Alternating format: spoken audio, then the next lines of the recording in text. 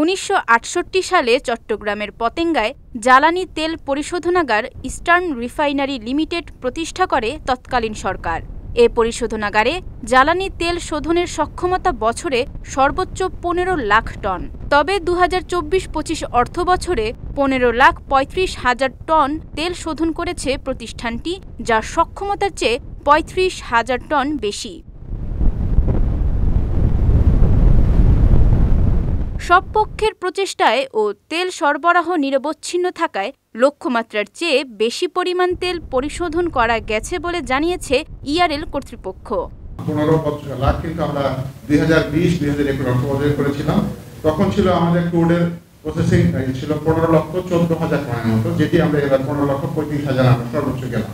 তো আমরা আশা করি এটি আমরা যেটা করেছি এটা আমরা হয়তো চলে যাবো, আমাদের যারা পরবর্তী জেনারেশন এমপ্লয়ি আছে তারা হয়তো আগামী 2-3 বছরের মধ্যে আপনি আবার ইনভাইটেড হবেন যে 35-এরও বেশি তারা অতিক্রম করবে। এই সক্ষমতা আমাদের আছে। আমরা টেকনিক্যালি আমরা কিছু ইউনিটের আপগ্রেডেশনও করেছি। এখানে আমরা হাইয়েস্ট তুলতে পেরেছি 57 বছরে 15 লক্ষ টন। সেখানে এই বছরে গতকালকে শেষ হয়েছে যে 15,35,000 মেট্রিক টন ক্রুড অয়েল আমরা পরিশোধন করতে পেরেছি। এটা একটা বিশাল অ্যাচিভমেন্ট।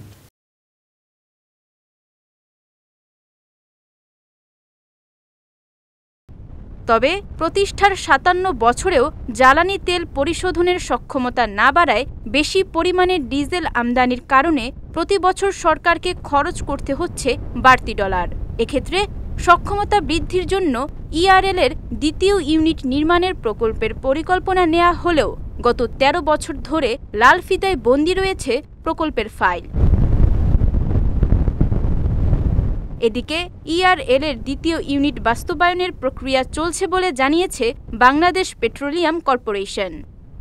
সরকার এইটার থেকে বাজেটারি সাপোর্ট দিবে এবং কোনো সরকার সংগ্রহ করবে ফান্ড করে, এটা জিওবি হবে, বিপিসি থেকে দেয়া হবে ধরেন 1 থেকে 1.5 বিলিয়ন, বিপিসি থেকে দেওয়া হবে কিছু অংশ, আর বাকিটা সরকার দিবে। সরকার এটা বাজেটারি সাপোর্ট হিসাবে দিবে। প্রকল্পটি বাস্তবায়িত হলে বছরে প্রায় 24 কোটি ডলার সাশ্রয় হবে সরকারের।